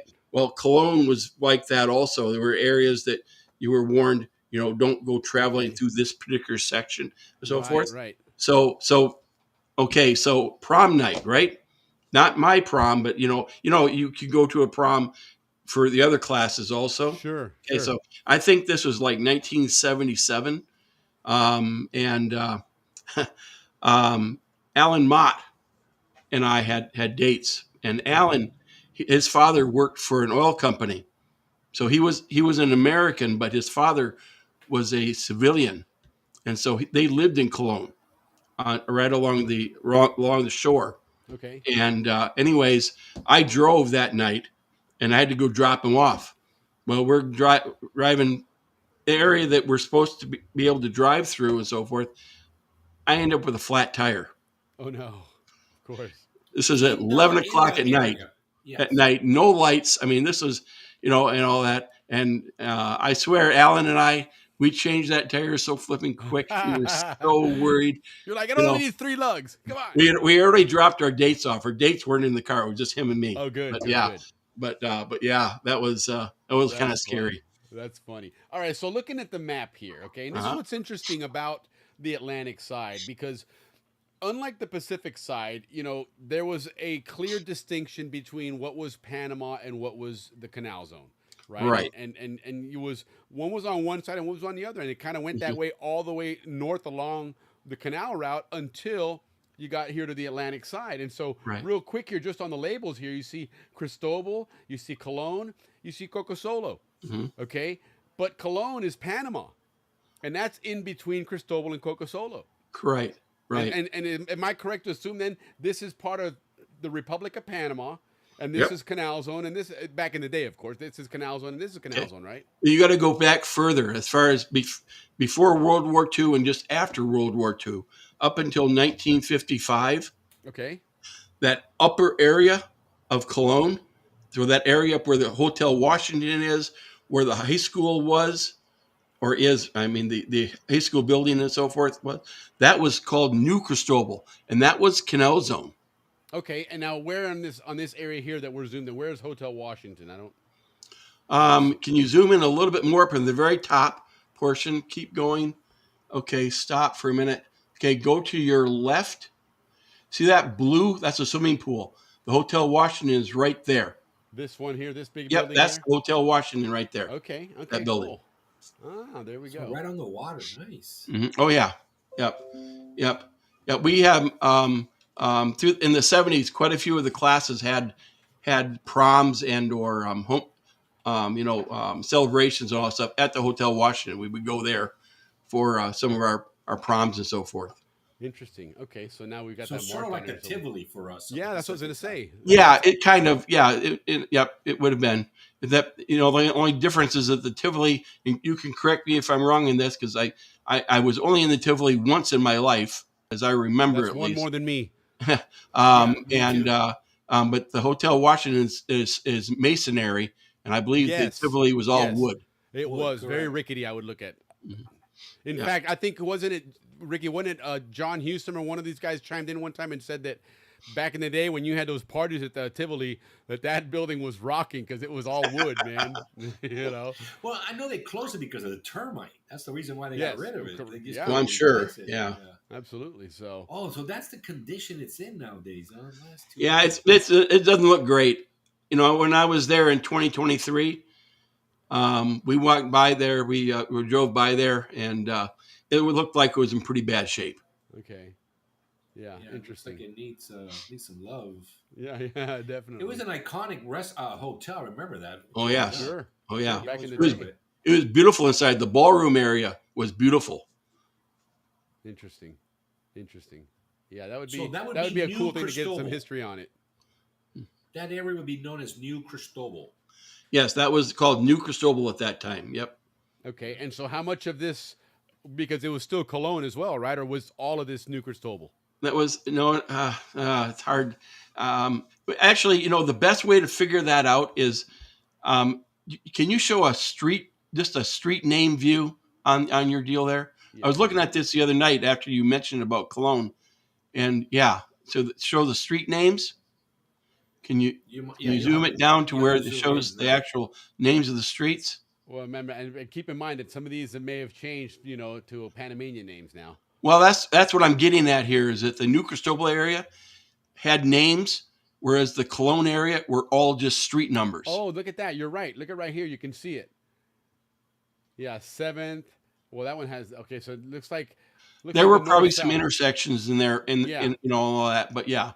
Okay, interesting. Yeah. So that area from the water on back, for the most part, would have been New Cristobal up to a point. Okay. The high school, if you look to the right where that green area is, there's almost looks like there's like a little hook down there. Okay, De Lesseps and what's the name of the other street? Portobello?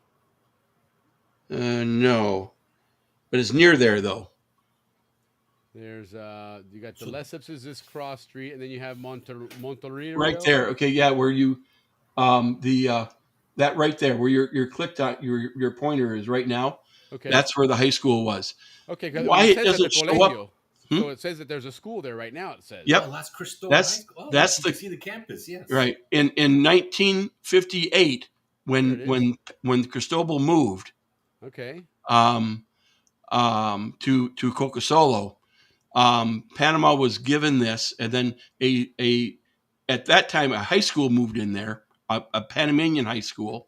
It later, I think it was 1968, turned into a college. And that's what it is now. It's a college. Okay, and that's it right here. Yep. Okay. Yep. And it's changed a little bit. They've added on to it a little bit. Sure. you know. And if you look at the top of the building there, this is from a historical reference at least. Right. In the very center of it looks like a little box, kind of white, in the very top of the roof there. Yeah. That's where the bell tower was. Oh yeah, I've heard And of that. if you go to the Canal Zone reunion, they usually bring the Cristobal bell. That bell came from that school. Okay. Right. Become the traveling bell. Yep. Yes. That's cool. All right, and then we can get a different perspective of the Hotel Washington here. And there it is. And this pool, which is what it has now, but back in the day, the original pool was part of the Caribbean, wasn't it? Yeah, I believe so. I believe had it it kinda was, like it was like roped a, off like or- yeah, I believe so. Yes. It's sectioned off there, but that was the hangout for Americans, that Right. were of any kind of rank, I guess, in the zone and building the canal in that time. Right. And you tell me, look on the top of that Hotel Washington building. Does that look like solar panels to you? It sure does. Yeah, I think that's what that is. That's obviously new. Yeah, but because it's only on one side, so it would make sense. Mhm. It's something that's been added on, but interesting. And of course, you got a lot more buildings here, which back in the day, Right. we'd have to check them out and look. So interesting. So now let me ask you this then. We're looking at this view here, and what is let me get the perspective right, because we're kind of upside down here. But reset to north. Let's go that way. There we go. All right. So where is Manzanillo Island on here? I'm not sure. I believe it's actually where Cologne is. Okay, that's what I thought. So see, that used to be that area down here. If you look, that area where Cristobal, where the below where the piers are there and all that stuff, that whole area there, that used to be water. That was natural. That was an actual island, and that's all been filled in. Okay, that's all land that's been filled in there. This that comes through here, and part of this is filling as well. So that probably correct. came in like this, and then it went around this way. So that truly was an island there. Yep, it was truly an island. Yep. Interesting. So that's the free zone. What we're looking at there on the bottom. This of here. Cologne. Yeah, that's the free Correct. zone area. Yep. So that's part of the free zone there. Wow. Okay. It's not that big. I thought it'd be not bigger. really. Interesting. Well, they're expanding. They're getting bigger. Yeah. Oh well, certainly. Well, and now finally this airport is getting some love after a long time. Is it? Where's that? Is that this? Is it right here? No. It's right there by it's right next to. Right there. There you go. Yeah, they're going to turn that into a big logistics airport now as well. That's what I hear. Cargo flights out of there. Mm-hmm. So. DHL is the one that's doing all the investing there. Yeah, that should be interesting to see how that works. As well as Howard. I mean, DHL is big in Howard as well. Correct. Well, and they've had a presence in Tocumen for many, many years. They have quite a. In fact, I think that's their hub. From there going to South America for a lot of DHL stuff is Tocumen. But Willie, I think Manzanillo is that one island that we were just talking about that was probably filled in, because that looks like where that new port's going to go, and that's where that. So if you open it, well, actually, if you go up, so go to your right a little bit, and then go straight up. That right there, where where Isle Margarita was, Fort Randolph. They started doing before. Mm-hmm. Yep, that's all. Right there's the port. They're going to expand all into that there. Yes. That's it right there. So yes, a Chinese company did have the concession, but they never developed it. Then they lost the concession, and now beginning of next year, in a couple of months, actually, is the bid. So we'll have a new operator. And you think about that from a logistical standpoint, how easy and convenient from anywhere here, you're right here, and here's where you're loading onto a cargo plane and flying off to South America. Really makes for opening up trade so much more in Panama. Now, it should. I hate to skip around, guys, but how about the railroad? What is the railroad in? Like, how would the railroad feed into that new port area? Like, where is the railroad? I guess we got to find it first. Yeah, we got to find it. Sorry, Vermeil. It's okay. No, it's all right. You are our expert on the Atlantic side. No. Willie and I, we know how to get to the football field. Be careful when you use that word expert. Well, more expert than us. How's that? So this, I'm assuming this line here that we're looking at. That's the railroad there. Yes. The railroad. Yes, the railroad. There, and it goes. Here, it starts to, obviously it's still going. And there's. Yep. Oh, yeah, it keeps.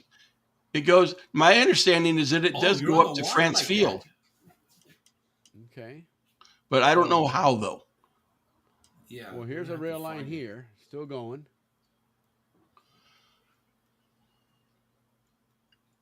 Here we go, and here's where we start branching off. Okay. Now we got a rail line here. There's a stub here going into this port area here. Yeah, you can almost see that right Yeah, there. that's going toward Cologne, and then maybe to the. And there's one right here. Well, that's going by Mount Hope there. Yeah. That's where you would have gotten off the train to go to football games. Yeah. Wow, really? We're there, huh? That close to... I thought that was back here somewhere. I thought we were way down there, too. Unless you guys got off at Gatun, but I don't think you did. No, we got off at Mount Hope. Yeah. Mount Hope. So this is Mount Hope around here, huh? So where would the football fields then be from here? The CHS football field? It was right next to the high school. So you got to go back over to France Field area. Oh, that's right. It was right in here somewhere. Yes, it was. And the building is still there. It's about the only building left. Okay, so let's see if we can identify it. Let me see if we can spot it here. Okay, I see it. That let's see. It's almost in the center of your screen. And it's kind of that red clay area there with that right there. There it is. Yep. That's the old high school. Wow. So the football field was right here. The football field was right in front of it. Yep. Right there. There was a pool right here. The football field right there. Yes. Exactly. Oh my goodness. So Isn't that crazy? Yeah, it is. I know. Wow, that's hilarious. I spent a lot of time in that pool. Yeah, Canals was just going to turn into one big logistic hub. Yeah, it definitely is. We can save more towns, but it doesn't look like it. No. And that's really what the canal zone is it's the operational areas for the canal. Yep. As far as the country of Panama goes now. Yep. You know. Yeah, because look at and mostly Port, commercial, very little residential. Mm-hmm. Yeah. You know. Well, that's fascinating. That's very interesting there. So the train goes all the way up. Yeah, and I imagine they're going to expand that as they start growing that area because it looks like there's only one line here, and you got to. So here's the rail cars that new here. port up there, you got to get to the. Okay, that's where it goes in. Okay. So look, here's a line here, and that's the one that's splitting over here somewhere. Okay, right here's a split. Well, look at that. Is that what they call the four corners right there? So there's an overpass here. Okay. In fact, let's do this. Let's look and see what this looks like from here. Look at Cologne. Okay, so there's the rail line. Yeah, that would be the Four Corners area. I remember that now when we were there in 2023. Yep, that's Four Corners. It certainly didn't look like that when I was there. Man, oh man. I mean and so the rail line here, it's only the one line, it seems, right? Mm-hmm. And where does it branch for these people? We're still going. Okay, right here. Turns left. Yeah. Or that's you got one little line here. Oh, that might be like maintenance or something because it looks like that's looks like those are locomotives there. Yeah. You know? Huh. But look, there's a train coming right there in the picture or line up right there. Sure looks like it. Let's see what we got here then. If we got any kind of no roads here, no access in there. Because up in that area is really industrial, right? There's no like canal zone towns up in this area. Not anymore. Like no. I mean, here's Coco Solo. There's not one single house there. No, they're all gone. They tore them all down. There used to be houses there. That's where when I was born, that's where I lived. Is right there in Coco Solo. Mm-hmm. Yeah. It wasn't very big. If you had to guesstimate, how many homes were in Coco Solo? Oh, I don't know. Maybe 100. Yeah, maybe. Right? Yeah. The thing about the homes there, though, granted, I realize you were young when you were there, but the thing about so I swear those things that they were made so that they could withstand bombs being dropped on them. The walls were so thick on those buildings. Right. You know, the high school also. Barnaby were like that. Yeah, the high school also was like that. Very thick walls. Yeah. That's very true. I remember the big row of houses on Barnaby and El Prado. You know, those big four family big housing units with the red roofs. Yeah, those walls were. God, even inside. Remember, you had that what you call it, a foyer area for your front door. Yep. And I mean, and that was long, but you had those walls with the openings there, and that wall had to be damn near 8 inches thick. I think so. Yeah. Or Well, more, the yeah, thing like is, you the said, houses 12, yeah. look huge from the outside, Yeah. but when you went inside, was it a wasn't tight quite as fit. big as you thought it was. Right. I grew up in those houses. Yeah. That's cool, man. That's amazing. So this all went away. I wonder when this all started to go away. Because obviously it's been a long time for us now, but Well- and you guys started going first in the Atlantic side. Yeah. Well, I believe the last class at Cristobal was 95. Okay. So, and I think at that point is when things really started to change. Sure. That's when we finally, that's when the base is over there. Because I could be wrong about this, but I think really the kids that were going to the high school there at that point were pretty much all military. I would think so. Fort Davis, was still active, I believe, up until pretty close to the end there. And so I could be wrong about that, but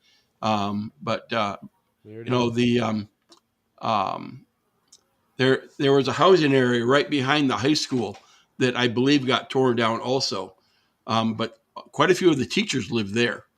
Yeah, up until 95. Right? The principal, Marty Hoffman, lived there up until 1995. He was the last principal at Cristobal High School. Yeah, this was all a field, man.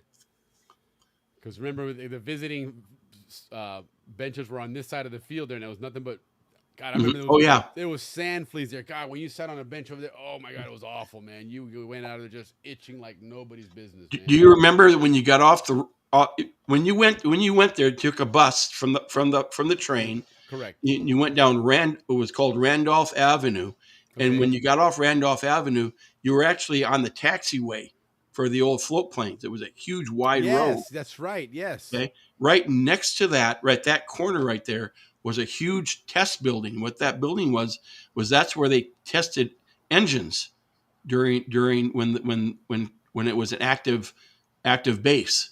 They would test aircraft engines in that building. That building looks like it's gone too. That's another building. I wonder how in the world they tore that thing down. I don't know how much dynamite they needed for it. I mean, it was a massive structure. Yeah, that's interesting. How about like the bases? We know what Fort Sherman is. Like, where is Fort Gulick? Mm-hmm. Well, because we know Fort Sherman's up there in the top left. Right. Okay. So you got to get down where Margarita is there. So go down a little. You go in a little bit, a little more. Okay. So, I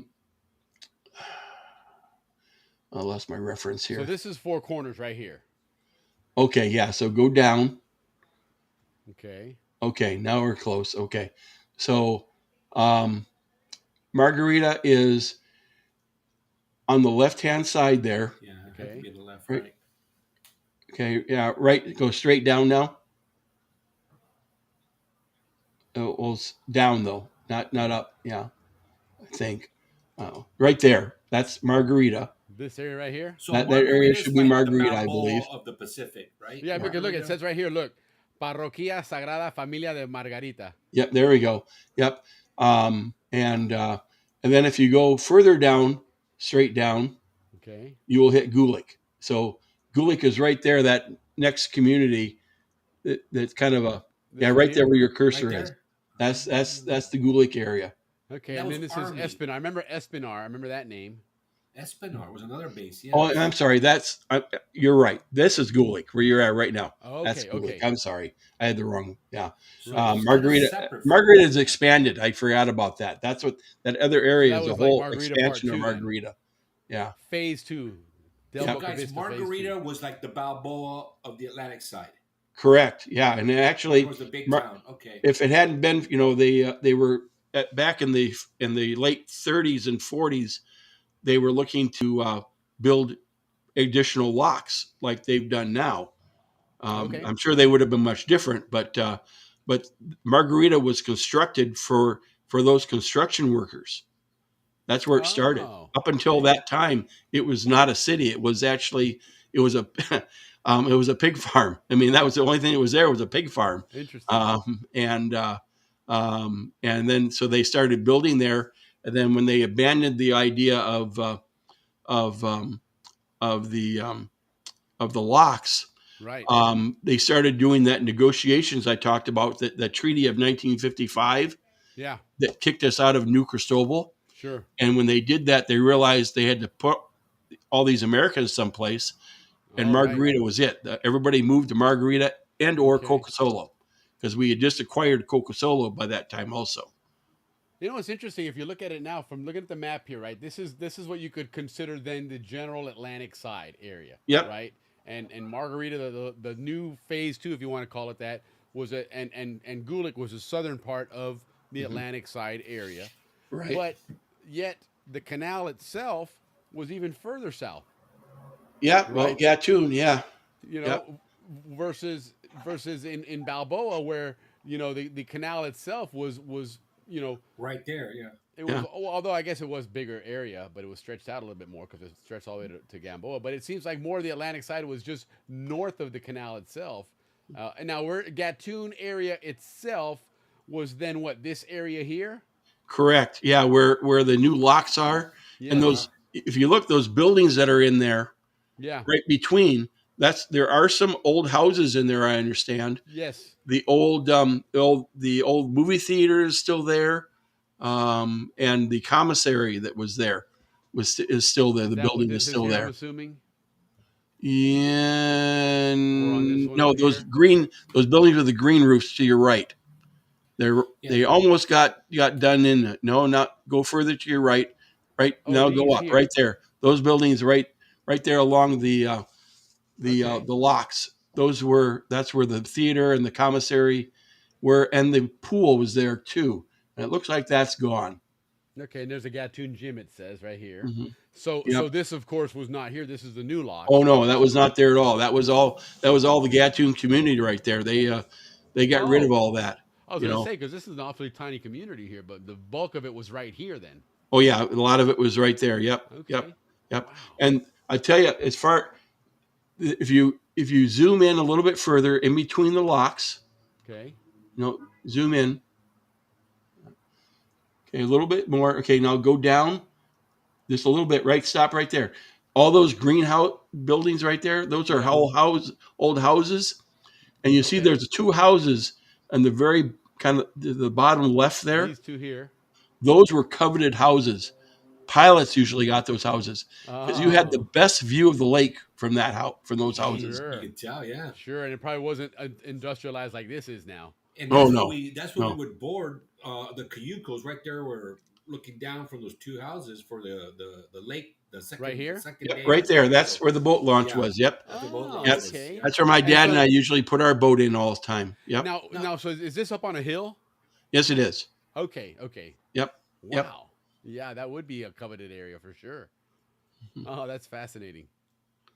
I gotta Now, find where's- some old maps that have good definition and start working on overlaying, create overlays for these, because then So you we can can really see, yeah. appreciate. That'd what be was cool. where. Yeah. That would How be about cool. the yacht club? What was your yacht club? The Cristobal Yacht Club. You'd have to go Where back would up you guys to. party? Huh? What's that? What was the one that you guys would all party at? Huh. Was it the Cristobal? Oh, Yacht okay. Club? So Or I was not a Gatun? huge partier. Okay. Okay. And All neither right, were my tell your parents buddy for then. that matter. So we didn't. I didn't do a lot of that, to be honest with you. right, But that's as far cool. as the yacht club is concerned, Yeah. if you go back up to Cologne, Okay. actually the Oh, Cristobal so it's area, not so down there. you're Okay. you're close. Zoom in a little bit more. It's probably gone now, but I'm sure. but if a little bit more, okay. Now go to your right just a little bit. You see those tanks there. Go to your right. Okay. That body of water you see right there, This little inlet here. that whole area right there, Yeah. that's where the French were going to put their canal through. Okay. Yes. Correct. Right. That, yeah, that's I all remember excavation from the French. that. Right. So, but there's, how do I explain this? And where you were there, right there looks like a little bit of an inlet, kind of like a, I don't know, like a little arrow with water right there on the bottom. no, up a little bit, right there, and then, okay, now go to your right a little bit. Nope. Right, right, the other way. Right. I know it's backwards, isn't it, when you're doing it on the Yeah, it's backwards. a little bit further. Okay, right there. This. That area right there, that's where the yacht club was. Oh, okay. It Kind of was industrial. it was nothing like the Balboa Yacht Club as far as it was a single story Views. building. There Yeah. were some there at that time there were But none of this was here, all this paving and stuff. oh no, not most of that was not there, no. That's all changed there now. That looks like I'm not sure what that almost looks tell me if I'm wrong. Does that almost look like tugboat sitting there? I Almost. could be Yeah.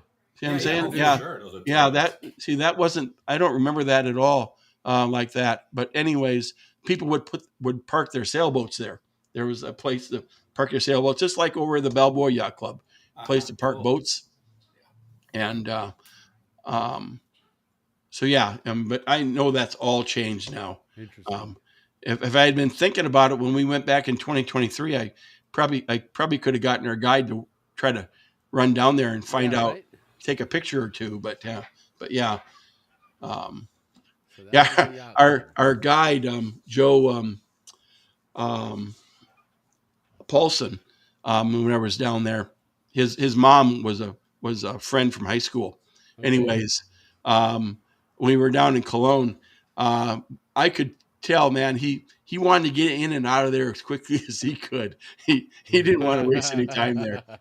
Although he did stop. It was funny. He had me stop. He got out and he said, "I'll be right back." He didn't tell me what he's doing. Okay, I'll be right back. He said, "Just drive around the block a few times. I'll be back. I'll catch you." Oh, great. Okay, so I'm doing this. He comes back. He's got this big bag of meat bread that he got for us. Right on. You're like, heck yeah. I used to love that stuff from the inside out, man. I would break that in half and I just start digging out the soft bit inside. I would do that too. Yeah. Oh, it was so good. Yeah. It was so good. Oh, that's cool, man. It's amazing what to me, I think the Atlantic side has certainly changed a lot more than the Pacific side. I think in many ways it has. It's grown bigger. I mean, as far From a commercial standpoint, the commercial and population standpoint, it's gotten much larger. Okay. And then they built that brand new bridge across there from basically Fort Davis over toward the Fort Sherman area. Right.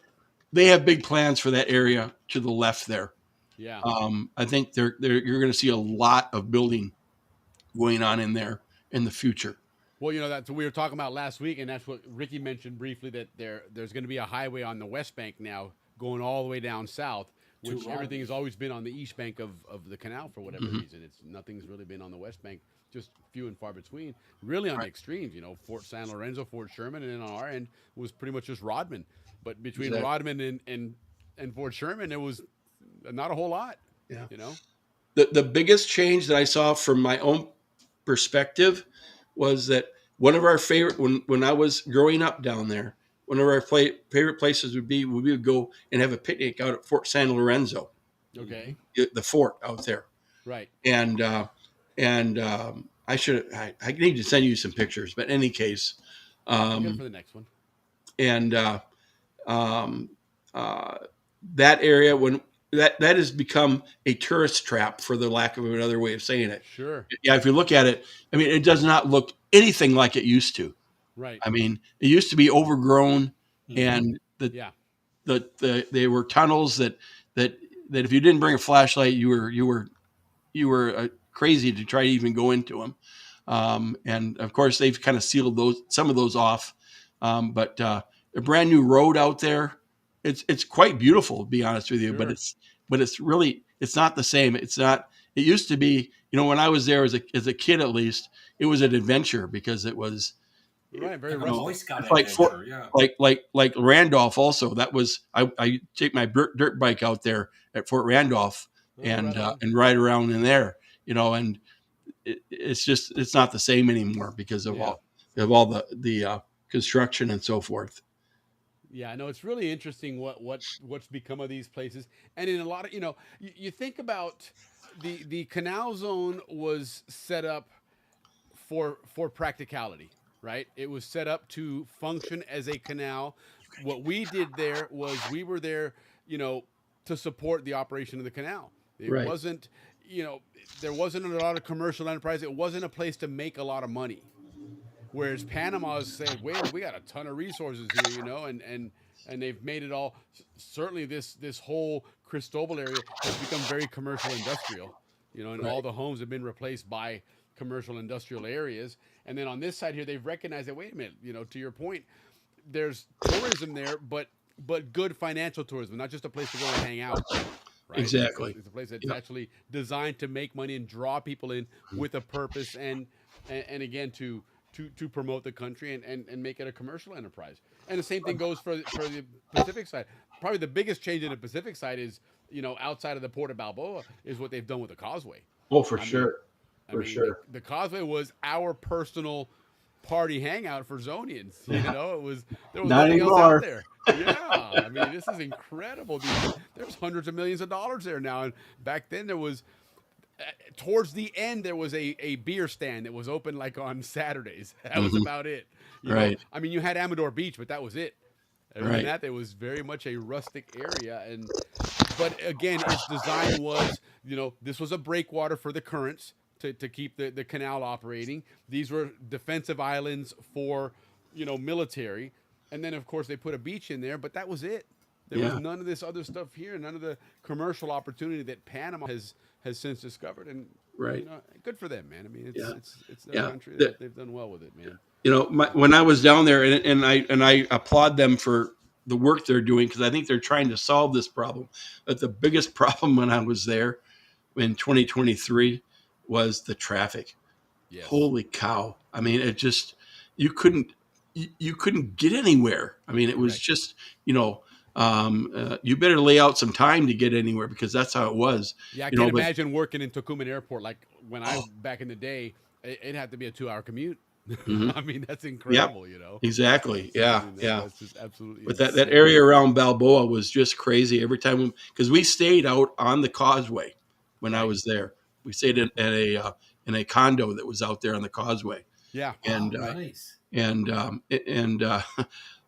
Getting getting away from the causeway anywhere, you had to go through Balboa. Yeah. You know, and it just was just crazy. The road was so screwed up there. And hopefully that new bridge will help alleviate that. That's what they're trying to do. That's kind of the idea. And plus, you know, as they develop more of that area commercially, you're going to have less of those people coming to the East Bank to work. Because right now the West Bank is residential. Right, you have all the way to Arahan and Chorrera, but everything there is pretty much you're living there. You know, the work and the jobs, the factories, the business, everything is on the East Bank in Panama City, Balboa, etc. You know, you start building that side up, and pretty soon people don't have to drive across to work; they'll stay over there. Right. You know, but no, that's really cool, man. Listen, Vern, this was awesome. I'm glad you came on again. Thank you so much. It was kind of we threw it in the last second, but it did give us some ideas of again, where things are going to, and again, open up our eyes as to how much of that Atlantic side is introducing the rest of us Zonians to the Atlantic side, because truly we are lost. We have no idea. Maybe I'm saying we as probably too many of us, but a lot of us have no idea where towns are or any of this stuff. That's why we ask you these basic questions, because we're truly interested, and I'm sure our viewers would love to know more. Yeah, no, it's cool. It's cool to have the Atlantic side. You know, I wish we could get a few more like Atlantic siders on here, just so that. Well, and next one we'll promote it ahead of time and get on the Atlantic side pages and actually start asking them questions, and you know, as they start engaging through the chats, they're more likely to tune in and carry the conversation onto the show as well. So, but and you're free to invite whoever you want to invite on to come on with you. I have invited a few. We'll see what happens. Awesome. You guys can. So you guys can banter about the Atlantic side and you know, really inform us of what you guys want to teach us about the Atlantic side. Yeah. No, absolutely. You know, Will, one thing, and you let me know when you think you might want to do this, and I will do my best to get this gentleman to come on. But Ed Tanner, his father worked on the Sturgis, which was that's right. Which was the nuclear powered ship that was in there, the power plant that was there. Absolutely. And I bet you could have a whole show with him. Yes. That would be fantastic. You would have really good information. That. Yeah, my dad was telling me one story that the Canal Zone police had to train on that ship because of the massive security needs that they had on there Sure. because That it makes was a sense. nuclear, plant and everything. Right. But yeah, I want to have that story because that's a really cool story. It's a really interesting part that none of us really knew, that we had a nuclear plant sitting right in the middle of the canal, right next to us that whole time, man. That whole, I mean, like from the 60s, right? Like when they first got Well, there. 60s and 70s. Yeah, it was gone in 74, 78, I think. But yeah, somewhere in there. Yeah. Yeah, late 70s, it was gone. But what's crazy, for me to think about at least, is that, like I told you, we would put our boat in there at Gatun, right? To go fishing or water skiing and so forth. We would go right over there. Not only the nuclear power plant, but the dam. We would go within 100 feet of both of them. And nobody said anything. Of the dam. I'm glad you just remind me of something. Before we jump off, let's do this real quick. And have you ever seen the spillway? The spillway. Have you ever seen the spillway open up? Oh yes. That apparently they opened it up today. Today. Oh really? Okay. First day in a couple of years, actually. Okay. So give me describe your experience of seeing the spillway open, because it's my understanding that it's quite impressive. Well, it's loud. I mean, that's the thing is that you get out there. I mean, back before my time, they used to, there's a bridge that goes across there at the bottom. So there you got the spillway, and then there's I don't know what you call it, a channel made out of concrete that goes down to the Chagres River. Okay. And I don't remember how many feet it would have been. Maybe 500, 600 feet away from the face of the dam was a bridge that went across, and that would get you over the Tarpon Club and other areas on the other side. And according to what I was told, at least, is that you could go and you could actually stand on the bridge when they released that water, and the water would be burning right underneath you. And they said they could feel that bridge move from that water. Now, when I was there, they always blocked that off. Right. You couldn't do that anymore. Well, here's one, and I believe that David Cohen is the one that filmed this today. Yeah. It's impressive. Yeah, check this out. Here we go. All right, that's 13 gates open. Gate number 10, no, gate number 11, 12. Yeah. Seems to be stuck. The bridge they're showing right now is the 11. bridge they're talking about. 12. And so now seems to be Gatun Lake stuck. obviously is on the other side of this, and this is a big channel. This isn't the original Chagres Today River, is right? what? It's a little bit to the right of that. The 12th of November. I don't know, to be honest. 2025. 2025. Up on here, but yeah, really Check that impressive. out, This man. whole thing. I mean, look, that's a lot of water going through there. And where that car, where you saw that car, that guy was taking the picture, that's the new bridge. The old bridge, I don't know if they considered it unsafe now or what the deal is, but probably. But yeah, that old bridge is the one I'm talking about. They used to stand out there and watch that. That's interesting. That's really fascinating. So, well, listen, again, thank you so much for taking the time to do this. I know it was last minute we threw it together, but you've been a champ. You've been great about this. Enjoy the fish tank. I do want to talk to you about, we're going to do a tropical fish show. That would be kind of a cool show. That'd be to have. fun. That would be a lot of fun. I have a lot of stories about my collecting fish. So yeah. Oh, very good. And I'm telling you, my dad would love to hear those, because that's something that he did. Him and my brother and I did quite a bit of that. So that's going to be a lot of fun. But anyway, Vern, thank you again so much. If I don't chat with you between now and then, have a happy Thanksgiving. Thank and we will talk to you soon, and we'll see you in the chat at some point. Thank you, Vern. Thank you guys. so much, man. Ricky, thank you. Take care, man. We'll see you. Yeah. Good night. Good night. All right. That was cool, man. That was a lot of fun. I love this. He's got a lot of great insight, and he's very natural on the camera too. He's very comfortable on it, it's cool. He's good for the Atlantic side. He knows how what we're looking for.